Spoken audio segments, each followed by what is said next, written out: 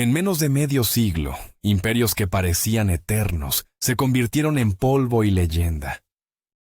Sus ciudades fueron reducidas a escombros, y su gente masacrada o dispersada, víctimas de un enemigo fantasmal que surgió del mar. ¿Cómo es posible que un mundo entero colapsara tan rápida y catastróficamente? ¿Y quiénes eran estos misteriosos invasores a los que los egipcios llamaron los pueblos del mar? Para entender la magnitud de la caída, primero debemos contemplar la altura desde la que se precipitaron. El mundo, alrededor del año 1259 a.C., vivía una ilusión de permanencia. La Edad del Bronce había sido una era de innovaciones tecnológicas asombrosas que permitieron el nacimiento y la consolidación de civilizaciones colosales. En los salones del trono de Pi-Ramsés, el gran faraón Ramsés II, el aire olía a incienso y poder. Acababa de lograr lo impensable, un tratado de paz duradero con su enemigo acérrimo, el Imperio Hitita. Durante generaciones, sus pueblos se habían desangrado en batallas como la de Kadesh, un enfrentamiento tan titánico que ambos bandos reclamaron la victoria. Ahora, tablillas de arcilla con sellos reales viajaban entre la capital egipcia y la lejana Hattusa, en el corazón de Anatolia, llevando no amenazas de guerra, sino promesas de hermandad, alianzas matrimoniales e intercambios comerciales. Era una paz que asombraba al mundo conocido. Otros reinos poderosos, como el orgulloso reino micénico en Grecia, con sus ciudadelas de muros ciclópeos, y los mercaderes del imperio babilónico, siguieron ejemplos similares, tejiendo una red de diplomacia y comercio que abarcaba miles de kilómetros. El mar Mediterráneo, antes una frontera peligrosa, se había convertido en una autopista de prosperidad. Barcos con casco de cedro, cargados con lingotes de cobre de Chipre, estaño de las lejanas tierras de Anatolia, grano del fértil delta del Nilo, aceite de oliva de Micenas y vino de las costas fenicias, surcaban sus aguas. En el centro de esta red vibrante se encontraba la isla de Creta, hogar del legendario reino minoico. Sus palacios, como el de Cnosos, no estaban fortificados, no lo necesitaban. Su poder no residía en ejércitos, sino en flotas comerciales y en una cultura refinada que exportaba su bella cerámica y sus frescos por todo el mundo. Creta era un puesto de avanzada cosmopolita, un lugar donde comerciantes de diferentes naciones se encontraban, intercambiaban mercancías e ideas, y contribuían al prestigio y la riqueza de los minoicos. Parecía que nada podría hacer temblar los cimientos de estas potencias militares y económicas. Los escribas registraban cosechas abundantes, los artesanos producían obras de una belleza exquisita, y los reyes se sentían seguros en tronos que habían sido ocupados por sus antepasados durante cientos de años. Eran los dueños del mundo, y su mundo parecía destinado a durar para siempre. Pero, como se suele decir, la historia la escriben los vencedores, y los próximos vencedores aún no tenían nombre ni rostro. Eran solo una sombra que se gestaba en los confines del horizonte. La primera señal de que el mundo estaba enfermo no vino de un ejército invasor ni de una rebelión palaciega. Vino de la propia Tierra. De repente, el clima del planeta que había sido estable y predecible durante siglos, entró en una fase de cambios bruscos y violentos. Aunque carecemos de registros precisos que detallen la cronología exacta, los historiadores y arqueólogos han reconstruido una sucesión aterradora de desastres naturales que se desarrollaron en un breve lapso de tiempo. El suelo bajo los pies de los hombres comenzó a temblar con una furia desconocida. Las islas del Egeo, una región geológicamente activa, fueron sacudidas por terremotos de una magnitud devastadora. En Creta, el corazón del poderío minoico, el gran cataclismo fue particularly cruel. Sus magníficas ciudades, con sus palacios de múltiples pisos y sus vibrantes mercados, fueron las más afectadas. Las paredes se agrietaron y se vinieron abajo, Las columnas que habían resistido el paso de los siglos se partieron como ramas secas, y los bulliciosos centros urbanos fueron reducidos a montones de escombros y polvo. Los supervivientes que lograron salir de las ruinas miraban al mar en busca de ayuda, pero el mar también se había vuelto un enemigo. Los mismos terremotos provocaron tsunamis que barrieron las costas, engullendo puertos, barcos y aldeas costeras con olas monstruosas. El caos no se limitó a las islas. El cambio climático trajo consigo otros males. Períodos de sequía prolongada y severa comenzaron a afectar a las regiones que eran los graneros del mundo antiguo. En Egipto, el caudal del Nilo, el río del que dependía toda la vida, se volvió errático e insuficiente, provocando malas cosechas y hambruna. En las tierras de Canaán, en Fenicia, y en las vitales llanuras agrícolas del imperio hitita en Anatolia, la lluvia dejó de caer. El sol calcinaba los campos, el ganado moría de sed y los almacenes de grano, que garantizaban la estabilidad social, comenzaron a vaciarse a un ritmo alarmante. Todas estas catástrofes naturales tuvieron una consecuencia inmediata y fatal: la interrupción de las líneas comerciales, que eran la sangre del sistema de la Edad del Bronce. Los barcos ya no zarpaban, las caravanas no llegaban a su destino. El cobre no llegaba a los talleres donde se fabricaba el bronce. El estaño se convirtió en un lujo inalcanzable. Y el grano no llegaba a las ciudades hambrientas. Imperios como el reino micénico en Grecia, cuya economía se basaba en el control del comercio marítimo y la importación de materias primas, y el vasto imperio hitita, que dependía de sus rutas terrestres, se encontraron de repente al borde de la quiebra. Con el colapso económico llegó el colapso social. La escasez generó pánico y el pánico se convirtió en violencia. En las ciudades, la población hambrienta se levantó en revueltas contra sus reyes, a quienes consideraban incapaces de mantener el orden divino y terrenal. Los palacios fueron saqueados, los nobles asesinados, y la ley del más fuerte comenzó a reemplazar a la ley de los reyes. El mundo civilizado se desmoronaba desde dentro, debilitado y vulnerable. Pero algo mucho peor estaba a punto de llegar desde el exterior.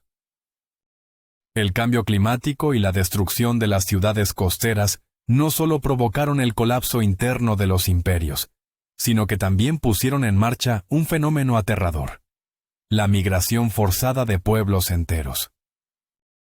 Tribus y comunidades que habían perdido sus tierras por la sequía, los terremotos o los tsunamis, se vieron obligadas a buscar nuevas regiones para conquistar y asentarse. El hambre y la desesperación los convirtieron en una marea humana errante y peligrosa.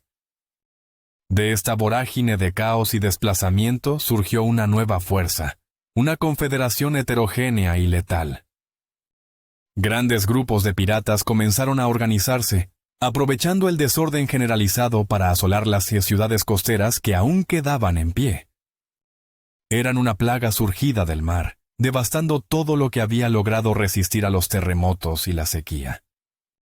Estos invasores, violentos y sanguinarios, serían recordados con terror en los pocos anales que sobrevivieron a la destrucción. Los egipcios, en sus inscripciones monumentales, los llamaron con un nombre colectivo que ha resonado a través de milenios: los pueblos del mar. Ellos serían los responsables directos de la caída de muchas de las grandes potencias de la época. El origen exacto de los pueblos del mar es uno de los mayores enigmas de la historia antigua. No eran una nación o un imperio unificado, y lo cierto es que no se sabe a ciencia cierta de dónde procedían.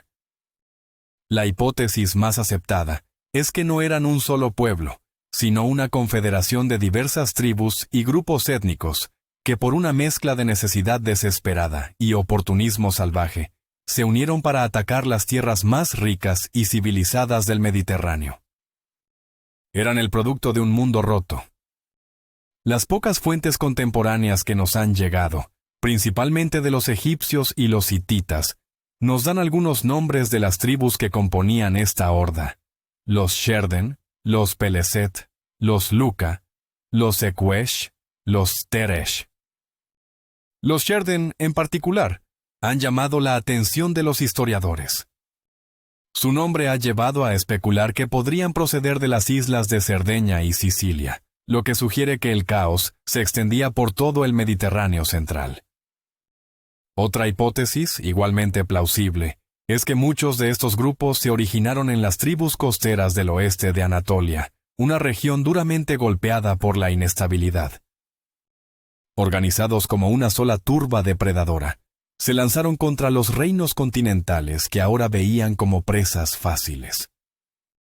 Independientemente de su origen, el hecho es que, al final de la Edad del Bronce, los pueblos del mar se habían convertido en la mayor amenaza que el mundo había conocido. Atacaron casi todos los reinos que podían ser invadidos por mar, con una ferocidad y una eficacia aterradoras. Su táctica era brutal y directa. Ataques relámpago desde el mar, saqueo, incendio y masacre. El ya debilitado reino minoico en Creta, con sus ciudades en ruinas y su población diezmada por los desastres naturales, fue un blanco fácil. Los piratas desembarcaron en la isla, mataron a la mayoría de los habitantes que quedaban y destruyeron lo que los terremotos habían dejado en pie, borrando para siempre los últimos vestigios de esa brillante civilización. La legendaria cultura minoica, que había dominado el Egeo durante más de un milenio, simplemente se desvaneció. En Anatolia, el destino del poderoso imperio hitita no fue muy diferente. Ya bastante fragmentado por las sequías, las hambrunas y las revueltas internas, el imperio se hizo pedazos bajo los repentinos y constantes ataques piratas que venían de la costa. Ciudades que habían sido centros de poder durante siglos fueron saqueadas y quemadas. El golpe fue tan devastador que el imperio hitita, una de las dos superpotencias de la época, llegó a extinguirse por completo, desapareciendo de la historia de una forma tan abrupta que durante siglos se pensó que era solo una leyenda bíblica. Sus leyes, su lengua y sus dioses cayeron en el olvido. La ola de destrucción continuó su avance imparable por todo el Mediterráneo oriental. En Grecia, los ricos y orgullosos estados micénicos, con sus reyes guerreros y sus ciudadelas fortificadas, también sufrieron los ataques alrededor del año 1190 a.C. Sus palacios, centros de una compleja burocracia y una vasta red comercial, fueron incendiados. Aunque algunas ciudades lograron resistir y recuperarse durante un breve tiempo, el sistema micénico había recibido un golpe mortal.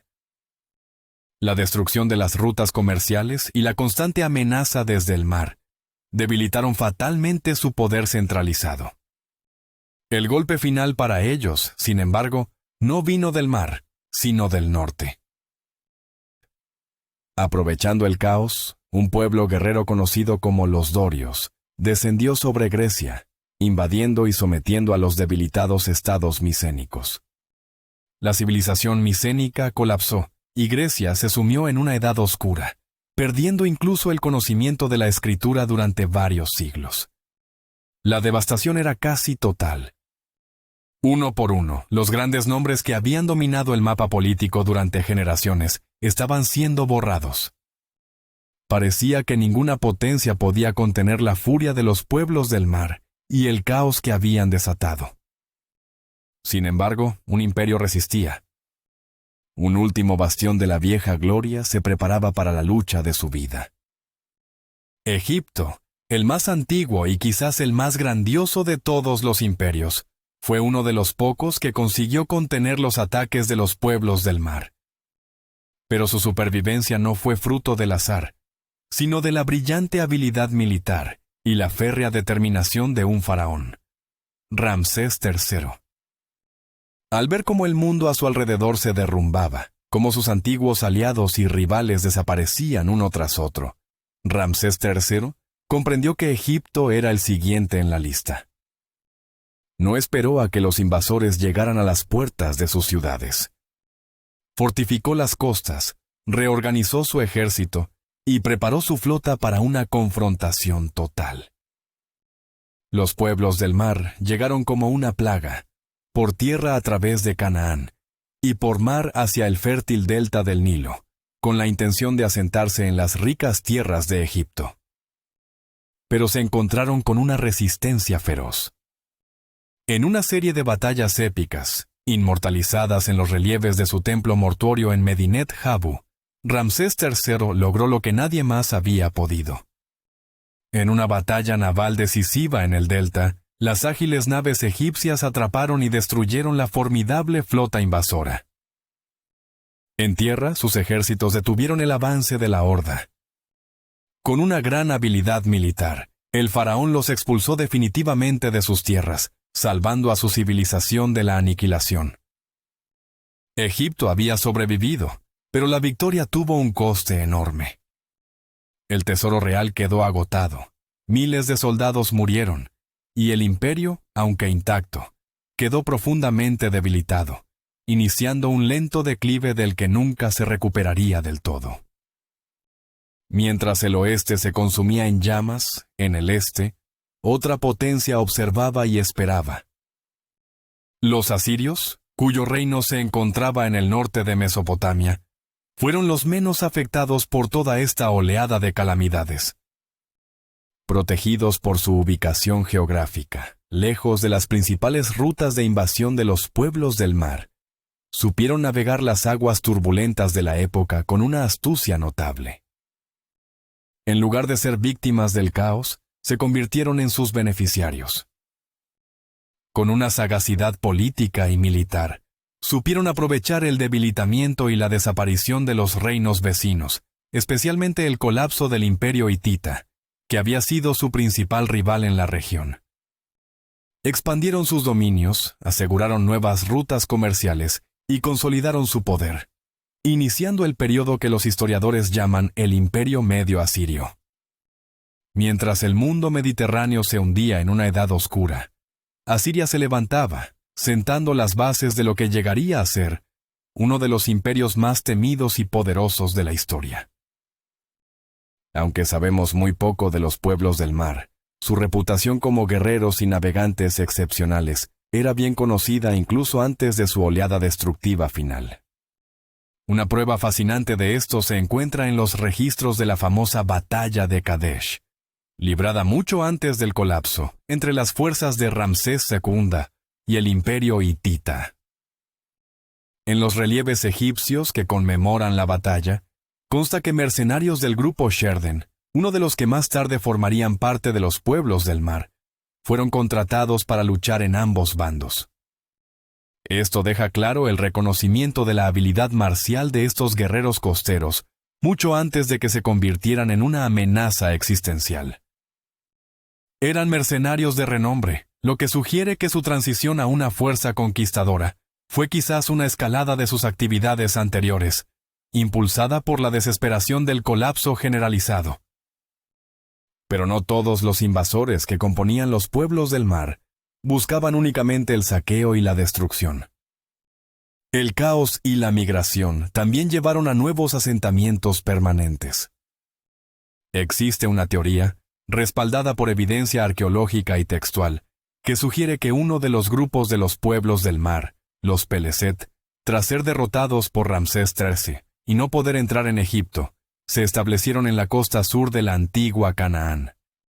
Estos nuevos habitantes de la región, que trajeron consigo su propia cultura, cerámica y tecnología, pasaron a ser conocidos como los filisteos, un nombre muy familiar por las historias bíblicas del Antiguo Testamento. Lejos de ser simples piratas, se convirtieron en un poder establecido en la región, fundando una pentápolis, una federación de 5 ciudades, y convirtiéndose en un rival formidable para los reinos emergentes de la zona, como el de los israelitas. Así, parte de la fuerza destructora se transformó en una nueva nación, un ejemplo de cómo del crisol del colapso surgieron nuevas identidades que darían forma al futuro de Oriente Próximo. Al final, el colapso de la Edad del Bronce no puede atribuirse a una sola causa. Fue una tormenta perfecta, de factores interconectados.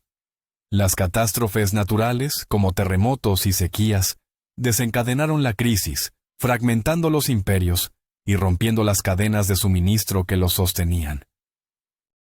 Pero fueron los pueblos del mar, nacidos de ese mismo caos, los responsables de asestar el golpe final a muchas de estas civilizaciones ya moribundas. Sin embargo, había otra causa, una debilidad estructural interna, que imposibilitó la recuperación de los imperios, sus sistemas de gobierno. Estaban altamente centralizados, con todo el poder y la toma de decisiones concentrados en la figura del rey o emperador, y una pequeña élite burocrática en la capital. Este sistema, eficaz en tiempos de estabilidad, se reveló fatalmente frágil en una crisis. Cuando las comunicaciones se cortaron y la autoridad central se vio desafiada, las provincias lejanas quedaron a su suerte, incapaces de responder a las amenazas de forma coordinada. El sistema era demasiado rígido para adaptarse al caos.